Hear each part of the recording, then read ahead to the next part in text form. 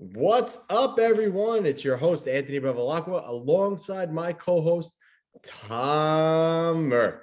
That's my What's up? Me and Tom's little inside joke. I've always called him not Tom Merck, Tom Merck. Lots of O's in between, yeah. What's up, buddy? How you doing? Happy New Year. I'm good, man. Happy New Year. 2022 is here. I know this is I'm the ready. time when everybody makes New Year's resolutions. It's that time of year. Oh, yeah. Oh, yeah. I made mine. What are your goals for this year? Oh, man. So as far as strength goes, I definitely want to hit a 500-pound deadlift in the hex bar. I want to hit a 315 bench at least and a 380-pound squat. And then as far as like health goals, like away from like strength, I've actually started recording my blood pressure more often. So I want to get a consistently lower reading every single week for a year. And then I actually want to track usually I'll take like my birthday off or Christmas off from tracking my food. And last year I tracked every single workout session I've ever done for a full year. So I want to do the same thing with my nutrition this year, every single day, not skipping a single day.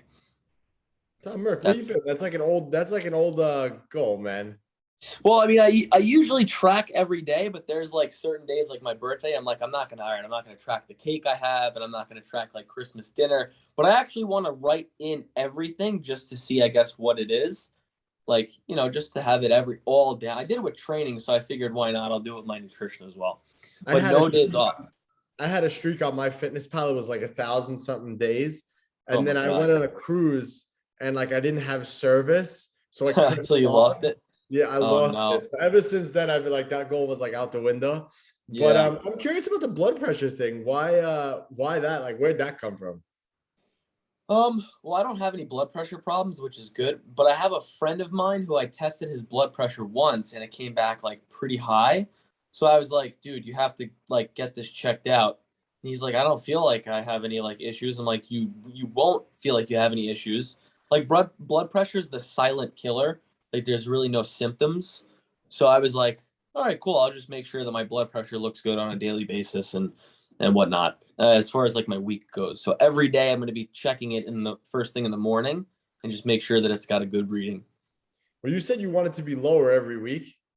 No. I wanted to maintain a consistently low average throughout the week. I was gonna say, how are you gonna make it lower every week? Yeah, no. I was like, maybe I can sit there and like breathe, I guess. I don't know. I'll All figure something out.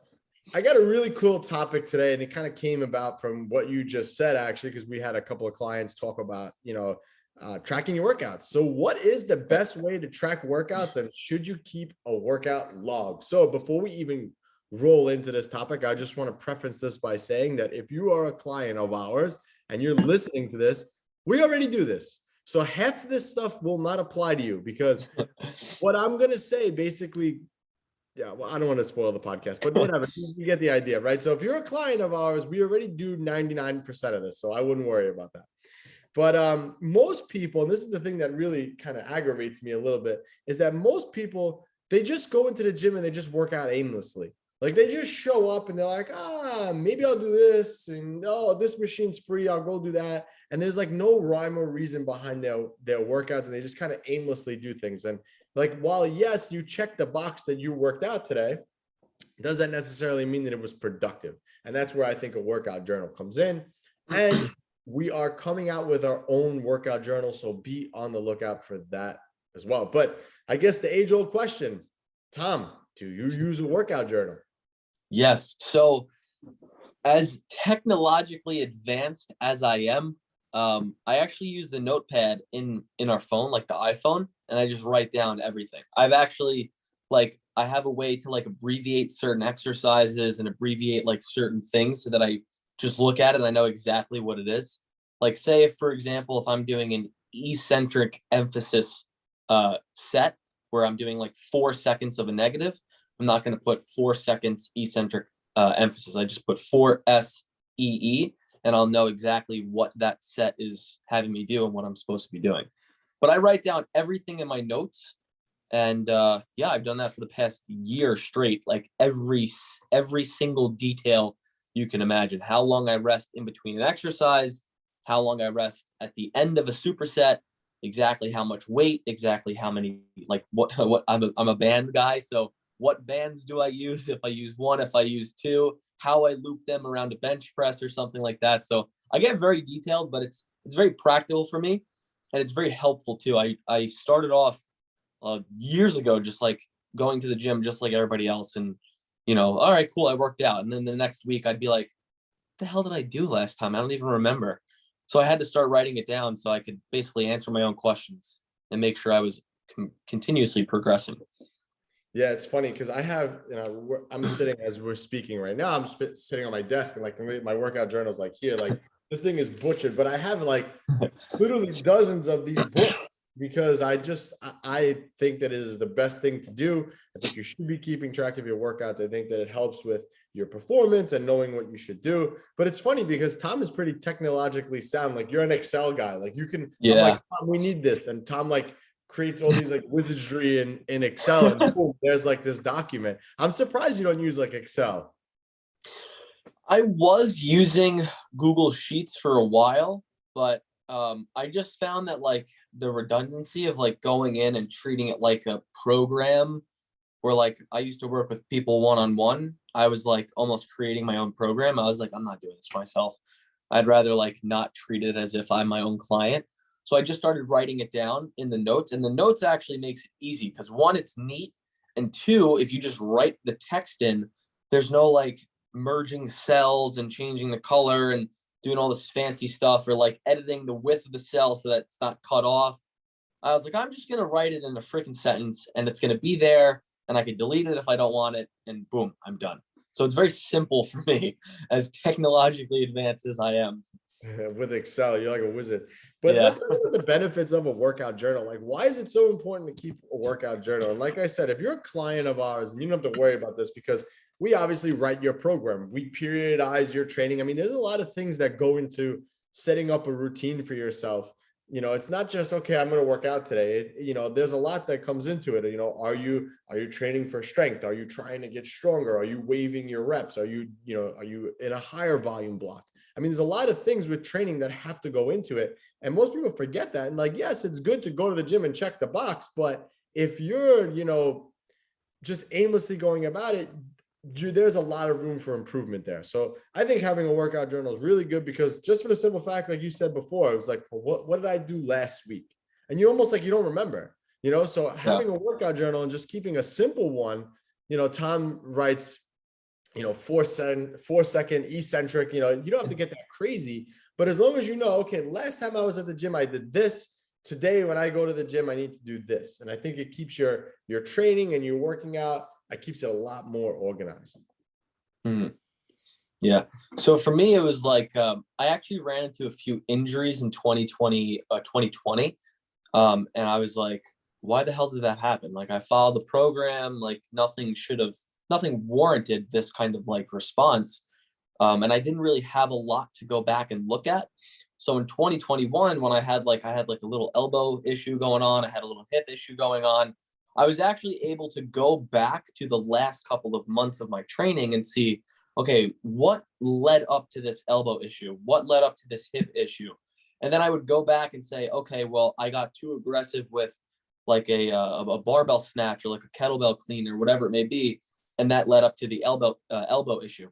And when I was going into like the hip thing, I was like, where exactly did I go wrong with this? Or where was I aggressive, or was I not clean? I'll also write myself notes in the note. So like I went to Aruba to propose my girlfriend at the time. And I wrote, October week 1, Aruba. And I knew that workout was in Aruba. And then the week after that, I ended up like messing up my hip. And it's because I treated it as if I never took any time off and I never got on a plane. So that week I was like, okay, I was way too aggressive going back into my normal training. And I didn't take into account that I was technically deloading while I was on vacation. I wasn't training as much. I wasn't training as heavy. I didn't have the equipment.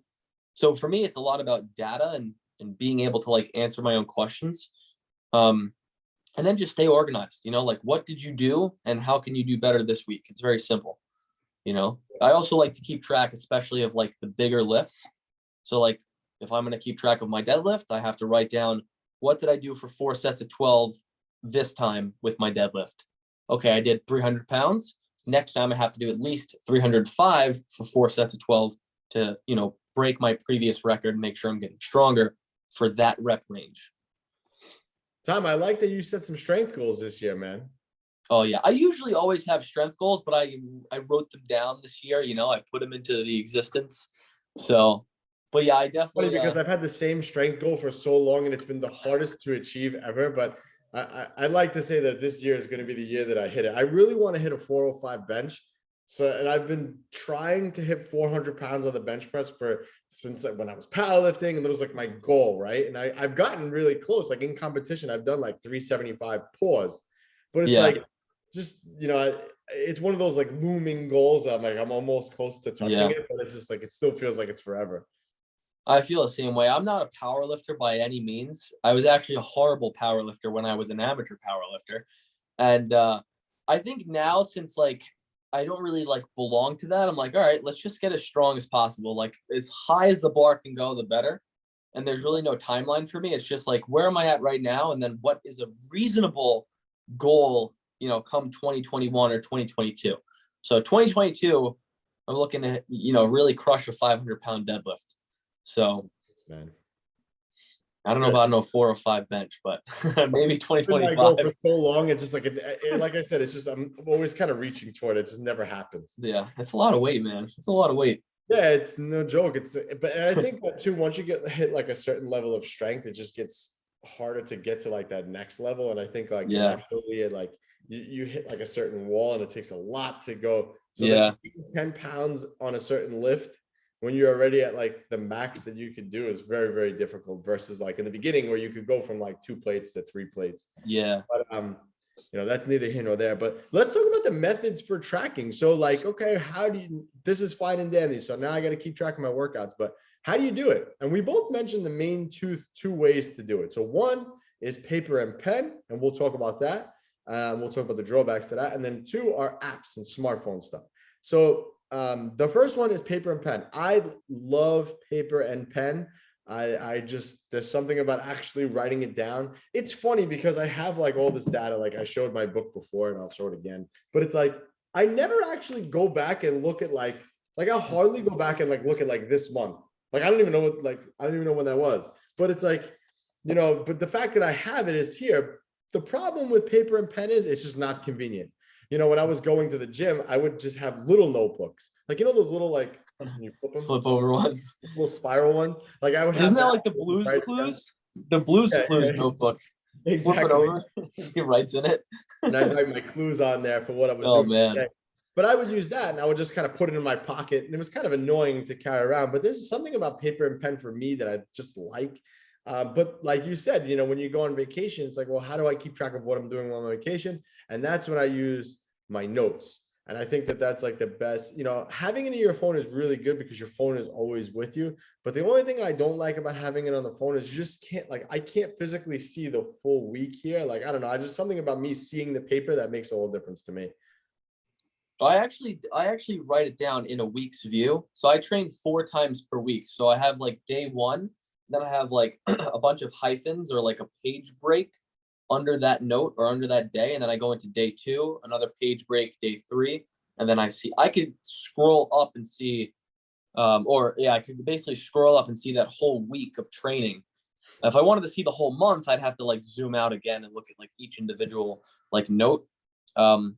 But even then, there are apps that you could download that like say, okay, well, how much weight did you do? How many reps? How many sets? What's the date? And I was using that in the beginning, like really long time ago too. But I don't know why I stopped using it. I think it just got inconvenient, or they didn't have the work, or they didn't have the specific exercises listed that I had to write down. So I just started writing everything down and keeping track of it like that. So that's because you do weird exercises, Tom. I do definitely do weird exercises. Yeah. Some novel ones. So the only time, and this is a workout app, I just can't find it on my phone. I'm actually looking for it right now. So the only thing that I do like on my app as far as like keeping track of stuff, and I just can't find it for some reason right now.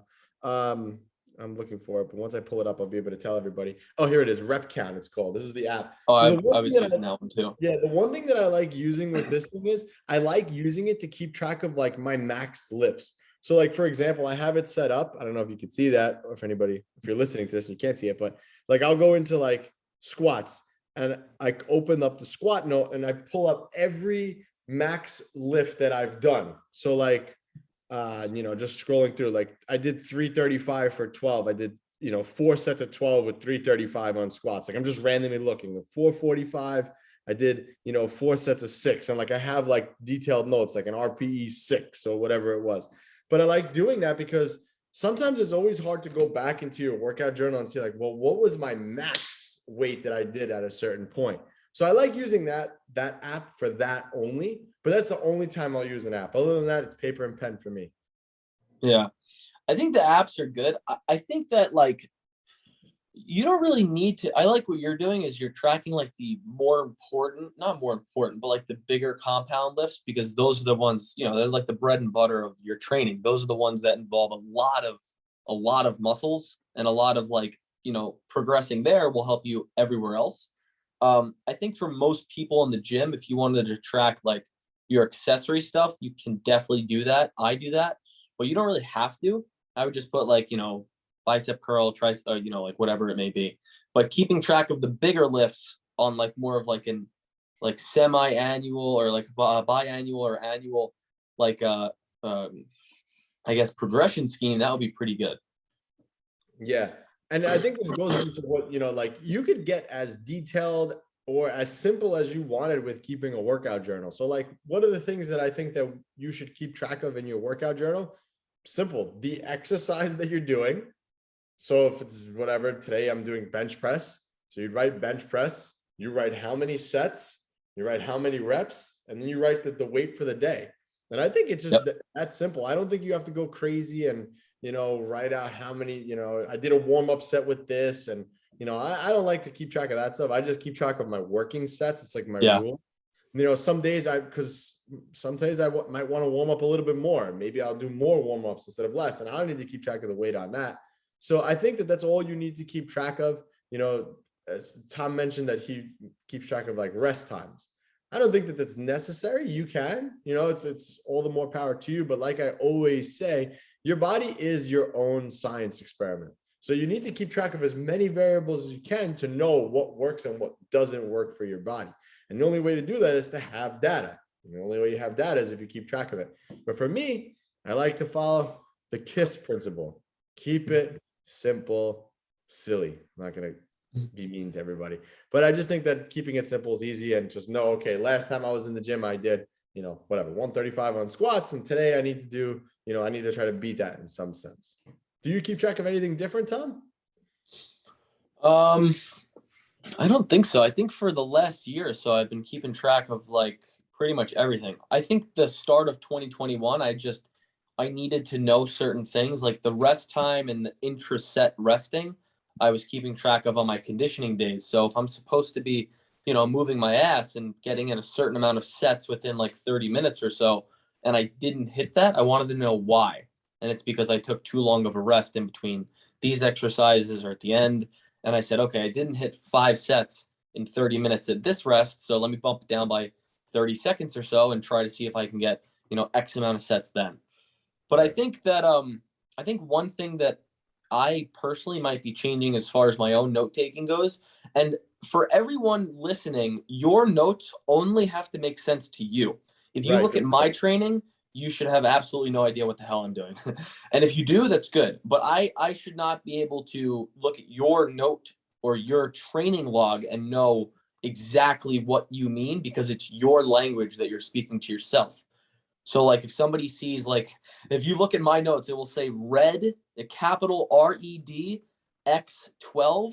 You're going to be like, what the hell? What does that even mean? It means I'm using a red colored resistance band for 12 reps, but nobody else has to know that besides me. But one thing I think I'm going to change, I guess for this year, is I'm going to start listing the percentage of the week. Say I'm doing 60% this week. I'm going to start listing that at the top of the notes, so that I don't have to go into the note to figure out what I'm doing. I could just look at the top of it, which would be helpful for me as well. Yeah, and I think that's a really, really good point. It just has to make sense to you. Like for me, I never kept track of the date. Like I never put the date in there because it doesn't matter to me. If I happen to look back at my journal And then I was like, okay, well, whatever, this was then. You know, I don't need to know the date. For me, I don't need to know the date. Some Yeah. people, maybe they want the date. So keep it as simple as you can for you and your goals. And I think we beat this one up pretty good, Tom Merck. Yeah, this is definitely one of my favorite ones to talk about because I'm I guess pretty organized as far as like the tracking with like exercises go. Like it's gotten to be almost a science within my notes. But and by the way, if you guys actually, you know, you don't have to do what we would do. And I'm sure Anthony's got like years logged, but start off just tracking like a week. Just log the 2 or 4 or 5 sessions in a week, and then repeat that next week. And then just take it session by session, write down one session at a time. And then at the end of the month or end of the year, you should be able to see, okay, how much data did I actually accumulate and what can I get from that? Or where did I end up from where I started? You know, what did I look like at 2021 and now 2022? Where am I, you know, where have I gone? You'll be able to see your progress. And then this is a little good point here. So I was thinking about doing it with my nutrition, and I was like, I don't know, that might be a little tough. I might not want to do like track like birthday cake and like cannolis on my birthday, but I don't have any excuses because I already did it for a year, very detailed with my training. There's no way, there's nothing really stopping me from just logging everything in Macro Factor, myfitnesspal, on, you know, on my note, on my nutrition. So there's really no way around it. If you did it here, you could probably do it elsewhere. Yeah, and I think that's a really important point because I talk about that all the time with like being diligent with your nutrition and understanding how much protein, how much carbs, how much fat. But your workout journal is the same thing. Like I would never tell someone don't keep a log, a food log. It's the same thing. It's like, well, you need to keep a workout log so you know what you did last time. And like I said, most people just randomly work out. So I think having a workout log will help them to structure their training, give their training more purpose. And like I said, if you're a client listening to this, we do 99% of this for you, so you do not have to worry. But if you're interested in taking your body to the next level, just head on over to abfitnesscenter.com. And until next time, Tom Merck, Anthony Bevilacqua, Coach AB, we'll see you guys on the next one. All righty.